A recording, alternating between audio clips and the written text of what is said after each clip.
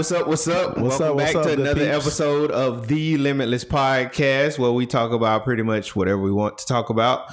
But as usual, with college football going on, we will begin the discussion once again. That's a talking about conversation. That's what everybody's talking about, because everybody loves college football. Really don't know many people who don't. And if you don't love college football, then that is your choice. Okay, I'm gonna leave it at that. Anyway, thanks for the save. Yeah. But yeah, so let's get started. So this past weekend, we have a few teams that should have lost, legitimately should have lost. Yeah. You actually went to your favorite team and you're playing your alma mater, so you definitely want to hear about that. Oh yeah, man. Oh yeah. And we'll also dive into the whole Jim Harbaugh situation. Yeah, man. All right, so let's start with you and your favorite team and your alma mater. So first of all, it was live, man. Like being a kid, always traveling to Louisiana, and whenever we would leave Lake Charles and go back to Georgia, we would always go over the big bridge in Baton Rouge, and you see Tiger Stadium. Yeah. And man, I just remember as a kid, I always told my dad, like, yo, I want to go to a game there. And finally, some 20 years later, the opportunity presented itself where me and my dad, along with our nephew, we were able to go to the game, man. And when I tell you that it is a different experience, bro. Like, I can't tell you how many times people pull us to the side, because I had on my Army shirt. Yeah. Like, people pull us to the side. Hey, welcome. Come get some jambalaya. Yeah, like, it's love. Bro, it was love, man. And, being that I love LSU, but I graduated from West Point. It was like I was torn. Yeah. Because being a fanboy is like, every time LSU scored, it was dope, man. And it was, and I'll show some pictures of it up here on the pod. But man, it was great to, see the fan base, see how much they love LSU. Then to be able to experience that with my boys. Like, I caught up with friends that I haven't seen, Javon. I can't kid you. I haven't seen them since I graduated in 2014. Yeah, everybody disperses. Like, we got friends that have kids, friends that are newly married, friends that just had kids. Like, it's wild, man. And just seeing everybody kind of going off on their own endeavors. But man, seeing that LSU offense in person, it was nice.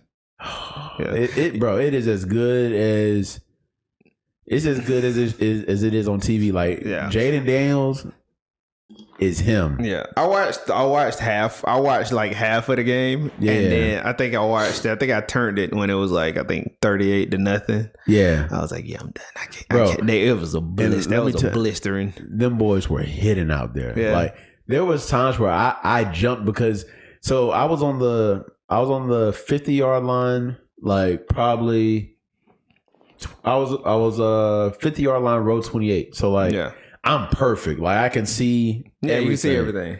And bro, when I tell you they came up and laid the wood, like, you hear the helmets. I was like, oh my gosh. It got the juices flowing all over again, man. But it was one of those things, like, I'll never forget that. Oh no. And I want to now bring my son to experience that. Yeah. Because, bro, like, man, you had people out there in the Cadillacs just swinging. Dude, like, when I tell you, it was wild, man. Yeah, so you sound like you loved it. Oh, bro, I loved it, man. Bro, I loved it, bro. And I want to go back, and that's why I'm saying, like, next year. Yeah, next year we got hit in the road, bro. Yeah, like. Red River Rivalry. I got a list. I think I got a list of like 3 on my list currently. What's on your list? So the Red River Rivalry. Yep. The Georgia Florida game. Yep. And you're gonna hate me for this, but I want to go to a game in Tuscaloosa. I want to go to Alabama game. I legitimately do. So we're the same on the Red River Rivalry. Oh, we gotta go. Sorry, 4. And I want to go to Colorado. Okay, I want to go to Colorado. Fair. I want to go Red River Rivalry. Mm-hmm. I want to go LSU A&M because next year it's going to be in College Station. Yeah. And then, shoot, it's only like an hour or so away. We can hit only that an hour one. away. Yeah. And then the big game, November 4th, LSU Alabama in Baton Rouge next year. Yeah. So we got some road. So we got some road traveling that we got to do. We young, vibrant. We got some road. We can hit that road road. hits we got to do. Yeah. By that time, next year, my son will be 5. Asher will be 3 by that time. Oh yeah, that's perfect. Yeah, y'all can sleep on the way there. And you know, by then we'll be talking to the masses, our thousands of subscribers. Yeah, at that that'd point. be nice. So Next game that I want to get into, and this is in no particular order. Ohio State and Penn State. boring. That game, in all honesty, and this is saying something, that game was probably the boringest game of the weekend. Even more boring than Iowa versus Minnesota. Yeah. Wow, and that's saying something. That was a Hawkeye, right? Yeah. So that game was not boring, especially at the end. Yeah, the controversial saying that he fair caught it. I was like, bro, that didn't even look like a fair catch. That game was not boring. The Ohio State game and Penn State game was boring simply because, for one, Ohio State is the big bully. Yeah. Penn State, you can outright knock out the big bully if you simply punch. Bro, 7 years 6 years prior to this, they've lost. Take a chance. Like, Penn State took 0 chances. Bro. They didn't push the ball down the field. And Ohio State was like taunting them, like begging them to throw a punch. Bringing their safeties up. And it was like, no. And I feel bad for the quarterback. Can't remember his name, but I feel bad for him because he was crying and he took it up on himself to say that he was horrible and stuff. But that's horrible coaching. So this is what I'll say about that, right? And I agree with you. It does. Coaching definitely does play an aspect in it. Probably more than anything. Right. So last year, Jaden kind of had this issue where Jaden wanted to protect the ball. Yeah. More than he didn't want to turn it over. Yeah. So he wasn't pushing the ball down the field, even though the coaches wanted him to push the ball down the field. Right. And I feel like that is more of what Drew Aller is doing now, where, dude, I don't know what has to kind of click in your head that this is your job. Like, you gotta run it. Don't be scared to turn the ball over because look, no one's perfect. You're going to do it at some point. I'd rather you go out swinging than to go out passive like that. Bro, that game was boring. Let me tell you how sure I was that he was going to be passive like that. On my prize picks, I placed that he would not throw an interception because I knew he's not going to put the ball in harm's way. Yeah. He's just going to check it down. If it's not abundant, like clearly open. Yeah. He's not going to quote unquote thread the needle. Yeah. No. And that's the only way you were going to beat Ohio State. But this is going to be short, but that's pretty much how that game went for them. Now, Ohio State side, oh my God. Ohio State isn't that good. Like, if you take away, can't remember the reporter name, but take away Maserati Marv. Bro. Ohio State ain't got nothing. He accounted for half of their receiving production. And I don't even know why there was a quarterback issue because their quarterback is not it. Yeah. It's not it. When I don't know, bro. When they play, because they play Michigan, right? Yeah. They have to play Michigan.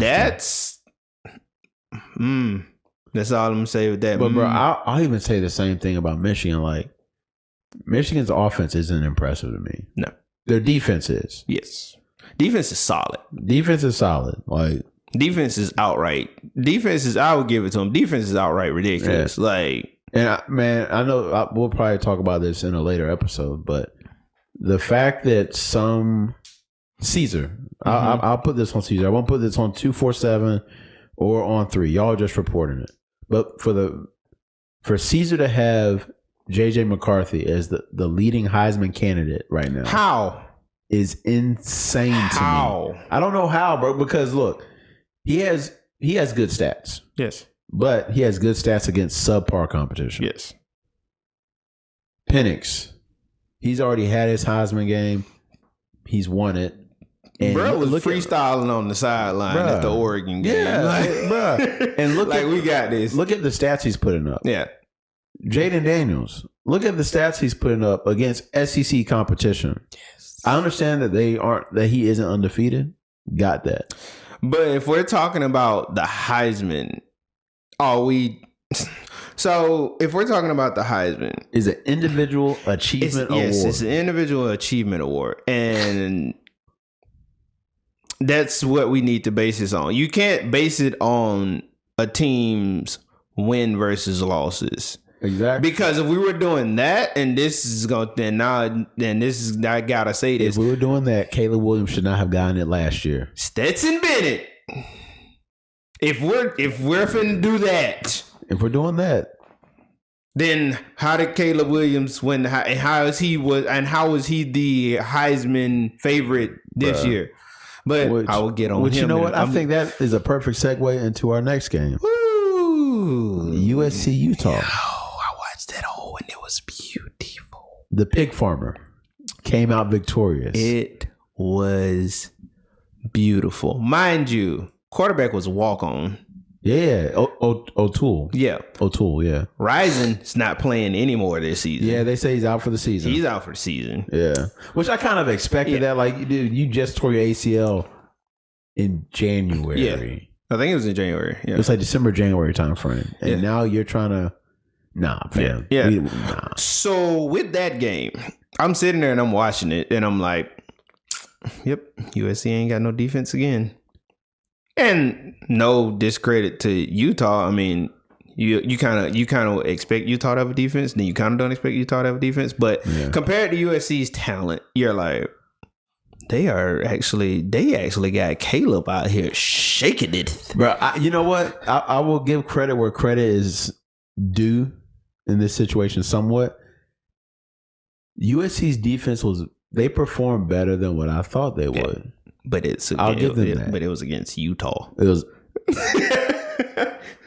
against Utah. It was against Utah. So and they still take what I said with a grain of salt. Yeah, okay? And they still for that game to go the way that it went, and then I'm watching that quarterback do the opposite of Penn State's quarterback. It was like, if I'm going out, we going out with a bang. Bro was out there running. Bro ran over the corner, and I say, when he ran over the corner, it made me think about it made me go all the way years ago in the NFL when John Elway did the dive. He was playing when the Broncos won the Super Bowl, and it was like he gave up his body so they could win. When Bro ran over that corner, I said, Utah finna win this game.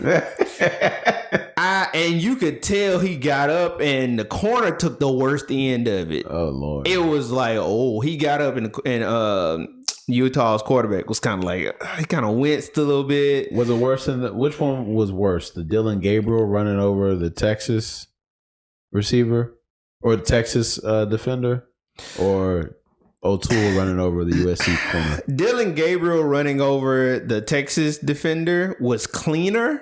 Uh-huh. But O'Toole running over the USC defender was better because it was a mano a mano, like more contact. Like it was like, oh Lord, okay. And you saw it. I hate those. It was like, oh, bro, it was like picture perfect. You saw him run, lower his shoulder. Corner is like, oh, this the quarterback got, and then all of a sudden it's, it was beautiful. Yeah, when that happened, I said Utah's gonna win. Utah's gonna win this game, and then I guess they didn't think that he was gonna do it again, and that's how he ended up breaking that long run. Yeah, I saw that. To kick that field. I guess it was like, oh, he's gonna go out of bounds. Trying to go out of bounds. Bro, trying to win the game. Trying to win the game. Bro, I fully believe this, that the teams have the script on Caleb Williams now. Absolutely. Like, don't overrush him. Keep him boxed in. Force him to do something. Because if you let him scramble, that's when the playmaking happens. Notre Dame gave the blueprint for the blueprint for that. Yeah, man. Because looking at those two defenses, to me, Utah's defense was faster than Notre Dame's defense. But Notre Dame played sound, mistake-free defense. Yes. I'm going to stay in my, I said before, I'm going to stay in my zone. Brett going to fade into my zone. When he fade out, I'm going to release him, and I'm staying in my zone. Man. A lot of defensive guys mess up when Caleb Williams starts doing that running around and that backyard football stuff, and they they forget their responsibility. Brett, just stay in your area. At some point, somebody's going to fade over or somebody's going to dismiss, and Brett, let them go. It's all about doing your 1 of 11. You do your job. I trust you to do your job. You trust me to do mine. And the world keeps spinning. But yeah, they got the blueprint on him now. USC now has 2 losses, which we know that they are out of anything. They may actually be out of the Pac-12 championship. Yeah, I read an article where somebody was like, Caleb Williams has lost against Utah 3 times. Yep. And they were like, he's there was like arguably the greatest quarterback of all time has now lost against. I'm gonna find it and send it to you so you can pop it up on the cast. Stop it. I was like, great. What has he done for you? The greatest quarterback of all time has a kryptonite. He cannot beat Utah. What has he to be in that conversation? I'm gonna need a national championship. Period. Like, look, end of discussion. I can't even say that Joe Burrow is the GOAT, but he got a chip. And the way that their 2019 season, they ran through the season that year, bruh. That's why that article I had sent you on Facebook was like comparing the 2019 Tigers against I think it was comparing them against the 2020 Roll Tide, bro. And the numbers was like ridiculously similar. This 2023 LSU Tigers offense. Don't say it. Don't say it. They even did it at the game, bro. It's Jaden Daniels stats versus Joe Burrow is mirror image. He's only a couple, like he's only 200 or 300 yards behind him in passing. Mm-hmm. He's got him on rushing, and I think he's behind him on total touchdowns. So. I guess I'm just gonna have to actually watch it because, like I said, I'm not even an LSU Tigers fan. But that 20, I couldn't even do nothing when y'all played against. I couldn't even do nothing like that year. That offense was like, and people, y'all gonna lose. And people think that our defense was that amazing. We weren't that amazing on defense. It was the offense. We were opportunistic. It was for other teams. The way that offense ran. Crisp, clean, and smooth. What are you? It was demoralizing to the opposing team, whether it was offensive. It was like, we legitimately had 3. I would say we had 2 number 1 receivers. Yes, and a number 2 receiver. It was with Jefferson, Chase, and then Marshall. Yeah, it was honestly like, what are y'all? It's honestly like, Coach, what do you want us to do? Like, we double team him, they throw it to him. We double team him, they throw it to him. We double team him, he runs. What you want us to do? But anyway, so not to get off topic, back to USC. So long story short, USC has showcased that they're probably going to go to a bowl game. Oh, they're going to go to a bowl game. They go to a bowl game, but that's their hopes of winning a national championship. Their hopes of Caleb Williams leading them to a national championship is out the window. Oh, yeah. Lincoln Riley gonna have to go ahead. I'll go as far as to say that it's not even completely the defense's fault. No, because like I said, the blueprint's out on Caleb Williams. Yeah, you know how to stop him. He's in. Your defense doesn't make it any better. This is no shot towards him, but I've watched him for the past couple of games, including the wins and the losses. He is an opportunistic quarterback. Very much so. He's not going to beat you down the field. Like, he's not gonna lead you down the field. You know what? I've noticed that like he doesn't push it that far down the field. Everything is big. Everything is either short or big. He's not an intermediate thrower. He's not an intermediate thrower. He's not gonna lead you down the field to win a game. It's scramble. Defense screws up. I'm chunking it. That's what he does. Yeah. And if you watch the games that they have won, you see that. And I saw it with this Utah game. I'm like, he's not necessarily in this, and he doesn't methodically move the ball down the field. No, he doesn't like Jaden Daniels or Stetson Bennett or Joe Burrow. It's like, okay, you want to take away the deep throws. Okay, well, I'm going to eat you alive on these intermediates. So I'm going to eat you alive on these shorts. If you watch everything that he's doing, you can tell by his whole body language, he is trying to at least 20 or more. Yeah. He's not trying to give the shorts. He's not trying to lead. He's not trying to eat up the clock or turn into a game manager. To be a great quarterback, you have to have all facets of the game. Yep. He does not have those. And that is what has caused them to lose these last two games. Notre Dame did it. And now Utah's done. We're going to take away the deep. Beat us. Now, don't get us wrong. We're not saying that he's not a good quarterback. Because clearly he is a good quarterback. Just in my mind, though, he's not.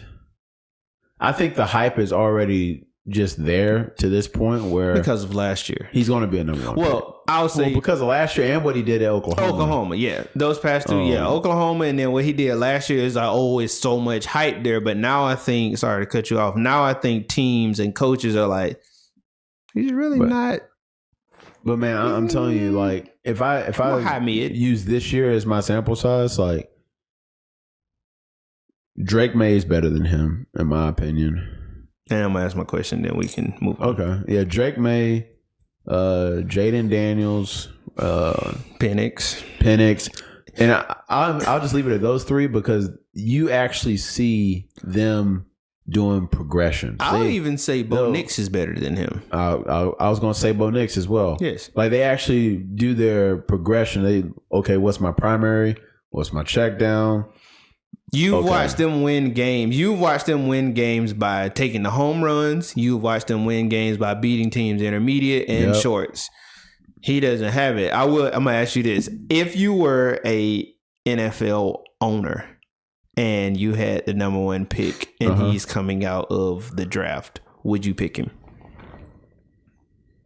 I know my answer, but I'm asking. Being fair. Because generally, if I already have the number one pick, that means my team sucks. Yeah, typically, yeah. With the quarterbacks that are coming out this, like hypothetically, this upcoming draft, would you use your number one pick for him? He wouldn't be my number one pick at quarterback. Okay, that was my answer too, because I just watched. Based off what I'm seeing based on right what you're now. seeing it, yeah. And how teams have now figured him out. Well, at least two teams have figured him out. I'm not. I just don't see it. Yeah. And so, all right. So, last game that for me, I don't know if you have another one, but the last game I got a couple that I want to talk about is I think this was on both of our lists. Where is it? So the last one for me, and this is my alma mater, Texas and U of H. That was a hell of a game. I'm just gonna say it. Referee screwed us. The referee screwed us on that game because that ball spot, we had that first down. Fair. We had that first down. That irked me to my soul. Like, I'm not even gonna go into all the details on it because I'm gonna get pissed. Like, I woke my little son up because I was yelling at the TV, and he like woke up, and then he started watching the game, and then he started talking. I'm like, exactly, buddy. Exactly. Like, they lied to us. Like, they hold us on this one. But I will say this: some people lost some because I went and looked at the bets. A lot of people lost some money for that game because they expected that game to be a blowout. And it did two things. It showed how U of H is coming up. And it also showed that against U of H's team. Texas is not what people think Texas is. I go back to what we said in the preseason. Why Texas? Because it doesn't make. I don't want to take any wins from them. Yeah, they beat Alabama. They were stellar. Yeah, but Quinn Ewers has shown who he is, and he's out for a while. Yeah. On top of that, so this is gonna be interesting. Quinn Ewers, he's an okay quarterback, but man, I'm not gonna lie to you. Like, I fully expected Texas to blow them out. I did. Because I'm keeping in mind, and I did too. I'm keeping in mind the U of H. What was it? U of H? Was it West Virginia game? Yeah. I'm keeping in mind that, and I'm like, okay, I know how West Virginia is. I know Texas is a step up above West Virginia. Yeah, their talent is better. Yeah, and I'm like, wait up, they are really struggling. And now I'm not gonna lie to you. There was one play. It was a bootleg play action. Tight end did like a out route. Mm-hmm. Quarterback was rolling out to his right side, and he threw it a little bit behind him, and that DB broke it up. Yeah, bro, if he would have hit him in stride, it's a touchdown. Yeah, it's a touchdown. And you saw how like I said, you saw how U of H is coming up because now bro, Dana had y'all headed in the right direction. Yeah. Like the only thing that always messes us up, and even when I went there, is that we get a good coach, U of H starts to go up, and then he gets bought out. But you know what? I don't think it's gonna happen now because now we're in for two reasons. I don't think it's gonna happen with him, but I also don't think it's gonna happen now because now we're in the Big 12. Yeah, I can't see it. I can't see him leaving. Man, another thing I want to talk about is the fact Quinn Ewers is dumb. Why would you do that? Like, why are you going to take on? I don't know if it was a strong safety or you tried it. What are you doing? You tried it. You got the whole season. You got the remainder of the season. You got the second half of the season. You're in contention for a Big 12 championship. It's because it was a U of H, and it was like, we're just gonna run over them. Like we're gonna come to Houston. We're gonna run through them. Let me tell you, that boy Malik Murphy is a bad man. Golden is too. Is a bad man. It's gonna be beautiful. I'm excited to see him get his opportunity to shine in Texas now. Yeah, it's gonna be interesting to see. But yeah, Ewers is out. We're gonna see how that's gonna play in for the remainder of the season. Yeah. Because it's a nice stretch. But that was my last one. That was my last game. You know, man, like I said, they should have threw something at the ref, but it is what it is. Oh, it's all good, man. Bro, so there were a couple games. There's one in particular I want to talk about, but just a couple. Washington should have lost to Arizona State. What, it was 15-7 or something like that, bro? That's horrible. I mean, everybody has a down game, but that was horrible. In the end zone. And I'm gonna put it up here. I'm gonna clip it and put it up here, bro. There's no way you can tell me that was not pass interference on the last play, bro. If the DB had the opportunity, or if the wide receiver would have been stripped of his jersey. Yeah. If it was like a tearaway, he yanked on him. Yeah, if it was a tearaway, what? Bro, and for what made it worse is that they threw the flag and they picked it up. They picked it up. I was like, if you notice when the games are like that, PI very rarely gets called. Yeah, but man, but you have to stay 10 toes down. You threw the flag. Call it. Bro, that has to fell out my pocket. Bro, that has to be the first time I've seen anything like that. That fell out my pocket. My bad, y'all. It fell out my pocket. Bruh. But so there was that game. I was surprised to see that Miami beat Clemson. I was surprised, but I was happy. I was happy too. Yeah, I was surprised. And then the fact that the last play that they called, it was supposed to be a design handoff. Talking about with Klubnik. And he pulled it and got chased down. I was like, what in the world is going on? Like, okay, I wanted Miami to win, which they did.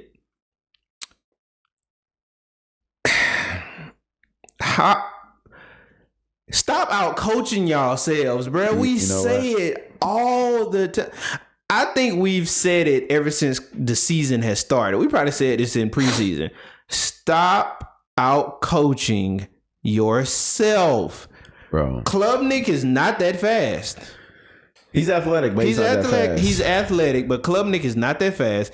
He doesn't have a bead on an angle. No. So he's running lateral. I think a D tackle or a DN chased him down. DN chased him down. I was like, dang. If I'm not mistaken, it was a DN. On top of that, you have nobody following him on the backside that he can throw it to. But first of all, backtrack some of that. Yeah. I hate the sprint out. I hate it. Because on that sprint out is so timed. As a DB, which we both played, if that is not thrown within a fraction of the second of a fraction of that receiver getting to that that bottom corner, yeah, that's a pick, bro. That's a pick. And now you've killed half of the field because what do you think you expect? He's going to throw it all the way back across? Right. I hate the sprint out, especially when it's not timed up right, bro. And his timing is hard, especially when you're in the red zone. When you're in the red zone and you do not have that good of a quarterback to do it. Yeah. Even in the NFL, we see the sprint outs, and I've seen Patrick Mahomes do the sprint out, and it fails because if it's not perfectly timed, it's a pick, it's an incomplete, or he's taking a sack. Yeah, it's not going to work in your favor at all, man. And the reason I bring this game up, right, is because if you remember, essentially DJU was forced out because he was not good enough. No, but for Klubnik.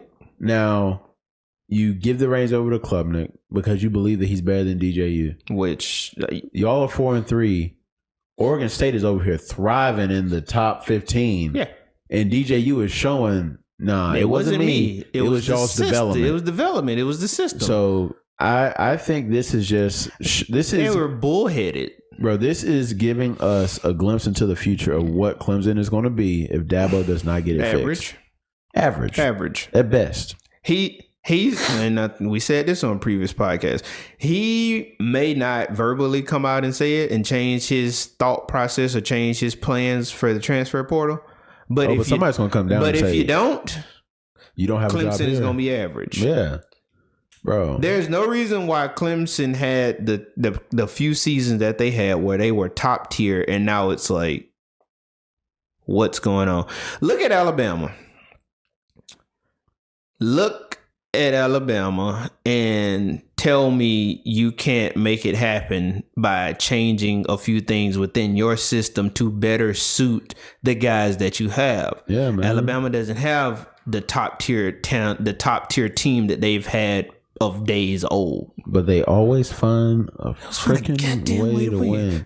Which takes me to the game that I really wanted to talk about was a Tennessee Alabama game. Bro, do you know how... So I was torn, right? Yeah. And the reason I was torn is because on one end, I want Tennessee to beat Alabama, right? Because I just don't like Alabama.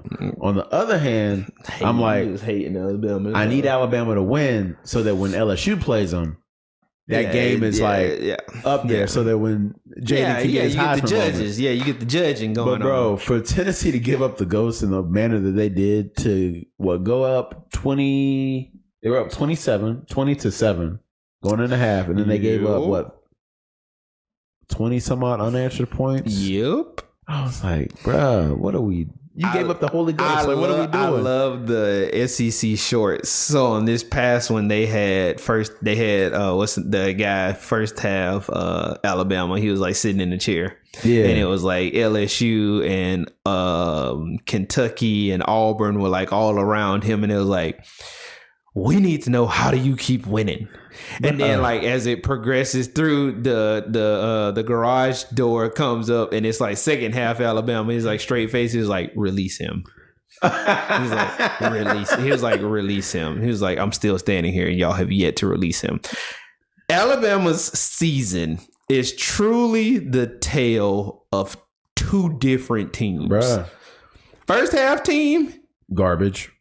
It's like, Second half comes out like a team possessed. Second half team comes out like, oh, we forgot, bro. We forgot. Alabama. Alabama. Let's get this to going.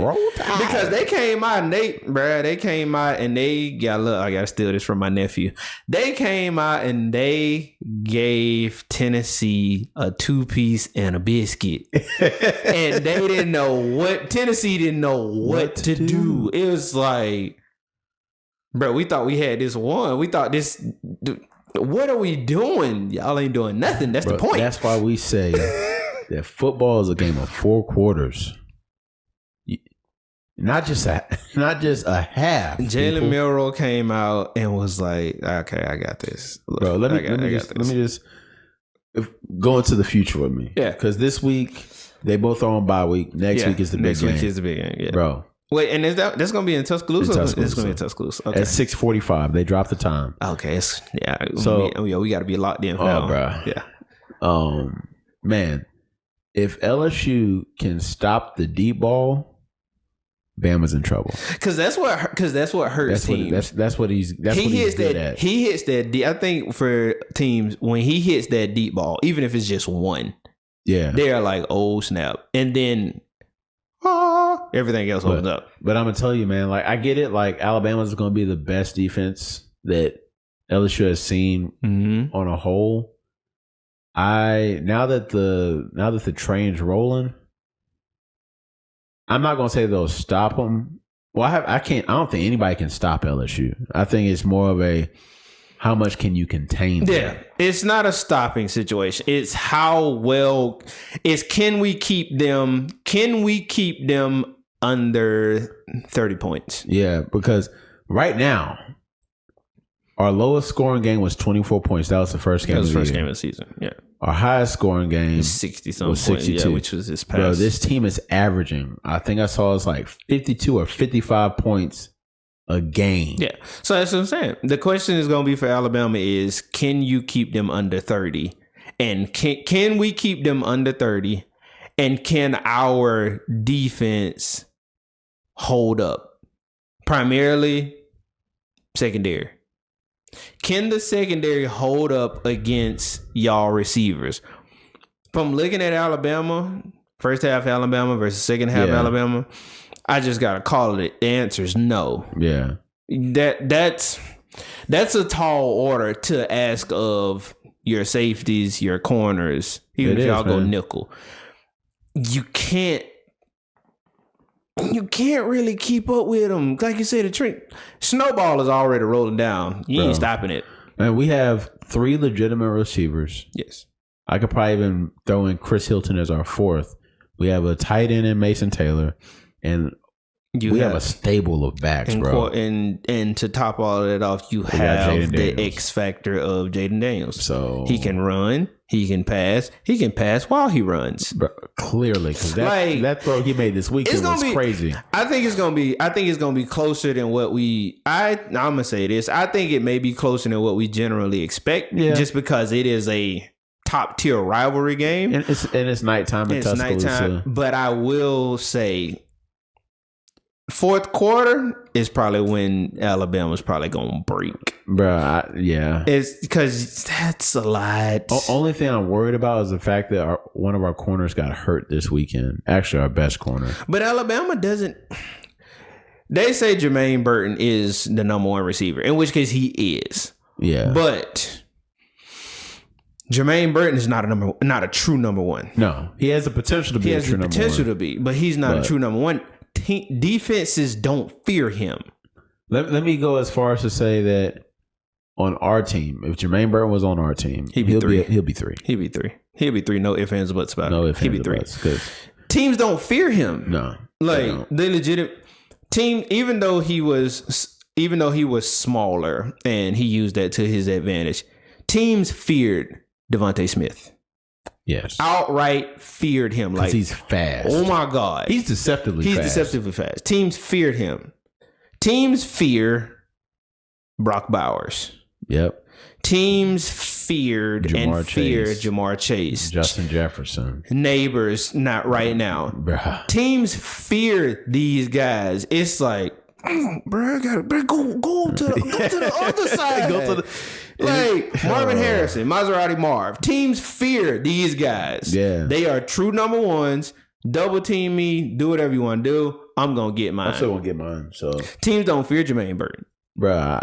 And that's going to be the kicker. It's can he truly help dictate how the game is going to go? True. Can he truly win one-on-ones? True. And that's going to be that's going to be the stamp on this game. Oh, yeah, man. Can the defense hold up? And on Alabama's side, can Jermaine Burton truly get open and beat his one-on-one matchups when he has it? Because Jalen Milroe is going to put the ball there. Yeah. I'll give him that. He's gotten way better as a passer. He's going to put the ball there. It's can you get open? True, man. So, hey, I think that's a good stopping point in regards to the games that took place this past weekend. Now we're gonna move on to what the upcoming slate, right? And, I thought you was we're gonna talk about that too. But before we go there, hey, just make sure y'all, if y'all liking what we're talking about, like, comment, subscribe. Get in the comments. We are there. We are responding to everybody. Georgia, Florida. Now, next week, baby. Moving on to the next segment of the podcast. This is a big week. It is. So LSU's on bye week. Yeah, LSU's on bye week. I'm chilling. Georgia's back without Brock Bowers, and this is hate week. So tell me, I'm gonna ask a question. Taking your bias out of it. Oh yeah, taking your bias out of it. Do you think that this game is going to be competitive? I think it's gonna be hell. And do you think that Florida has a legitimate chance of beating Georgia? So, I think the game's gonna be hell to start with, because it's good and bad that we don't. It's good and bad that we were on a bye when Brock Bowers got hurt, because now I gave everybody a chance to figure it out. Yep. Can't remember his name. Delp. This your time, buddy. No ifs, ands, or buts about it. This is your moment. This is your moment. It ain't no, well, okay, I'm going to be out there for the first half and then Brock is going. No, Brock ass ain't coming. There is no Brock. There is no Brock. He's out for 4 more weeks now? There's no ETA, but this is your time, bro. You're going to have to suck it up. Yeah. Come on, tell me. Talk to me. Carson, I'm going to need you to figure it out, bro. I'm nervous. Over the past 3 years, this is probably the nervous I have been. No, not even over. Since Kirby took over. Yeah. This is probably the most nervous I have been about the Georgia-Florida game. That's because we just ain't hit. We just hadn't been headhunters like we've been the past several years. I'm gonna be honest. I haven't been paying attention to them, but Florida has surprised me. I didn't realize that they were 4-2. They're 4-2, and Graham Mertz is better than what I thought he was going to be. And their receivers, Pearsall and Douglas, and their receivers can catch. And I don't mean just catch. I mean body contortion type catch. Like they got stickum on their hands. Yes. Yeah. So once again, the defense, I'm truly not essentially worried about the defense. Okay. Is Florida going to score? Yeah, more than likely. I'm more worried about our offense. Okay. Can we handle the ball? Yeah. 2, can we control the tempo? Because as we both know, games are momentum shifting like crazy. Yes, they are. And 3, we all know that the offense ran through Brock. Yes. Can Carson Beck now put the reins on his shoulders, and can Delp step up and be like, all right, that's fair. Brock is out. We got to handle this for him. This is a rivalry game. This is arguably probably going to be our I dare to say our hardest game of the season. I don't think it is, but who you think gonna be? Oh, pause. Who you think gonna be our hardest game for the season? Missouri. Okay, that's fair. Granted, y'all play them between the hedges. Yeah, play them between the hedges. So I just think this game is probably gonna be the hardest because it's right after Brock has gotten hurt. Yes. And now that, yes. And it's the rivalry. So you still there's a lot of moving pieces going on. Yeah. One thing I will say is that we did get the running game, back to moving. Gave an extra week for Milton to get healthy. Mm-hmm. It gave us time. This injury, God forbid, it couldn't have happened at a quote unquote more opportunistic time because it gave us time to get everything together, get everybody wrangled together. It's like, all right, let's go ball. For me, there's only two concerning things, and it's two separate games. One, y'all, and we talked about this last week, is that y'all are going back and forth with Vanderbilt. You know what I'm saying?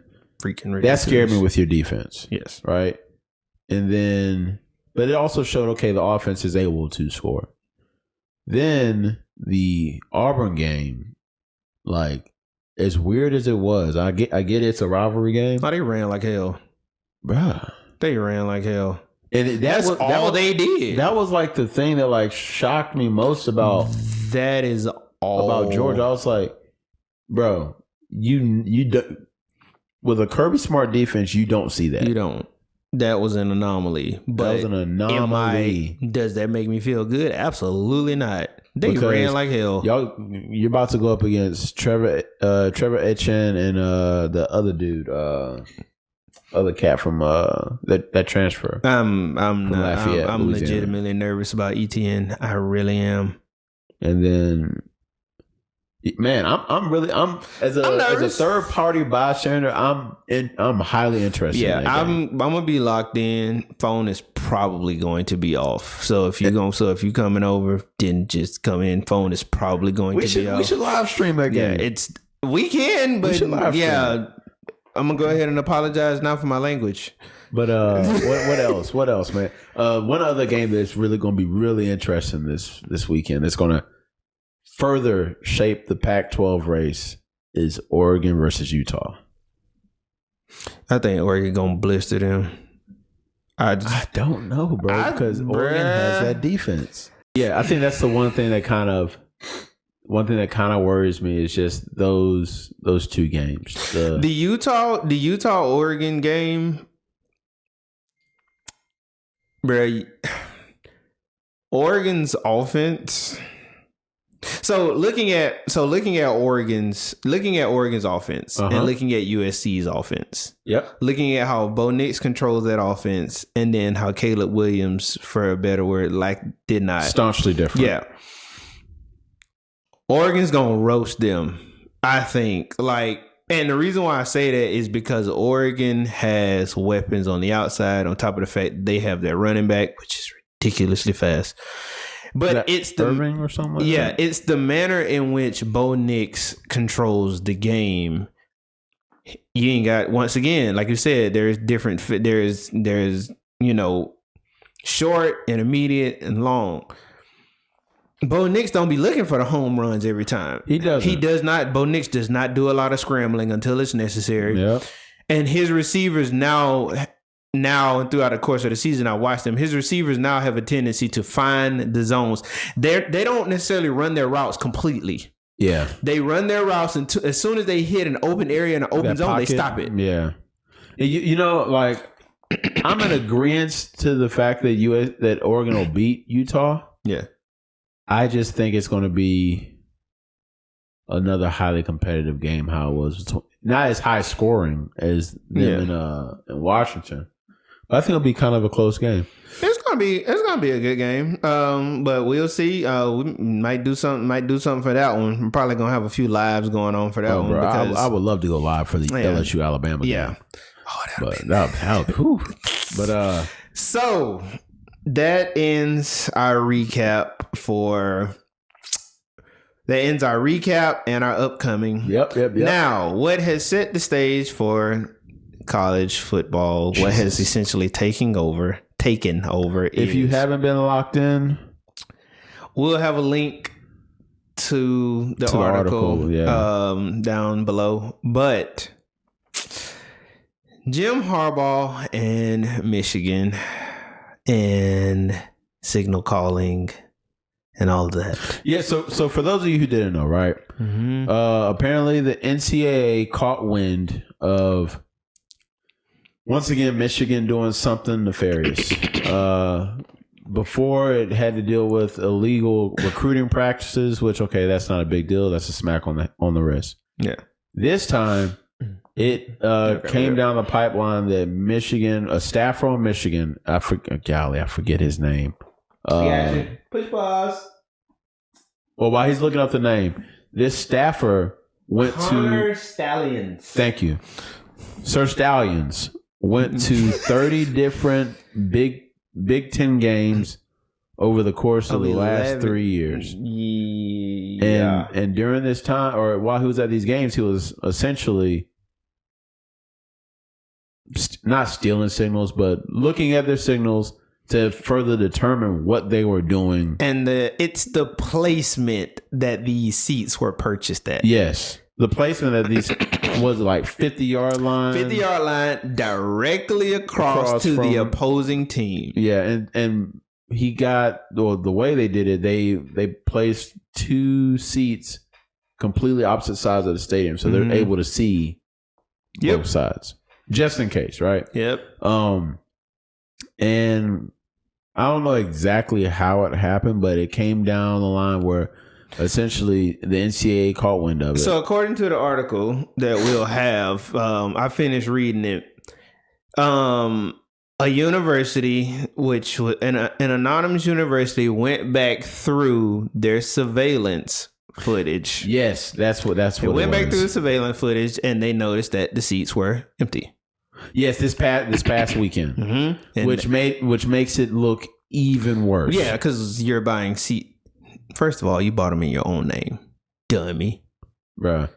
And if anything, just to save face, I would have just had a random person just fill those seats. Sit in the seat.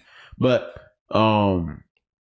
now, granted, what they did is illegal, and you can be fired for cause. Jim Harbaugh can be fired for cause, right? Now, I want to take it a step further in that. All right, the fact that this happened. This has spanned 3 years. Yeah. 11 different schools. Isn't it kind of miraculous that during those 3 years, Michigan kind of turned the tide. Tier. They beat Ohio State 2 times in a row. And then they finally go to the college football playoff. They got it's even funnier the fact that they get smacked or beat by teams that they didn't have footage on, or not footage, but footage of their signals on. Yeah, because they got smacked by TCU, they got smacked by Georgia. So it's just one of those things. So like it looks pretty conspiracy damning theory, right but it's a valid one. I think it's valid. It's valid. And so now, based on the article that Pete Thamel came out with on Sports Illustrated, the NCAA is going to send what evidence they have to Michigan, show them like, look, this is what we got. I don't give a damn what Jim Harbaugh says. That I don't condone XYZ for my staff to do anything illegal or to not do anything that's not in accordance with the NCAA. It's like we said earlier during the season. As a head coach, you are in charge of, or you are responsible for everything that your team does and or fails to do. Yep. So with that, do you think? I know my answer to this. Do you think he knew? Like, do you think he outright knew? 3 parts. Do you think he knew? Do you think he knew of something going on, or do you think he just turned a blind eye to it? I think it's option B. I think he knew of something going on, but plausible deniability. He wanted to know just enough to where he could have plausible deniability of the situation. That makes sense. Which any logical person would, if I know that you're doing something that could get me caught up, don't tell me. Don't tell me. Like, let me be surprised by it. Yeah. But if on Monday practice, somehow my offensive coordinator gets hold of these signals. That's what I was about to say. Like, at some point, because this is over the course of 3 years. Yeah. At some point, when you have your coaches meeting with your OC, DC, special teams, all those guys, position coaches, all those guys, you're sitting in there and they start to unfold this information that they have. Yeah. And you're looking like, okay, that's very detailed. Because at this point, you know your staff. Oh, yeah. And you know, not to say that they've been crapping on the job, but it's like, hey, bro, your work is not normally this good. Yeah. Like, you're not normally this spot on. You ain't normally this spot on. But let's just say for spits and giggles, let's just say that you give him or her the benefit of the doubt for game 1.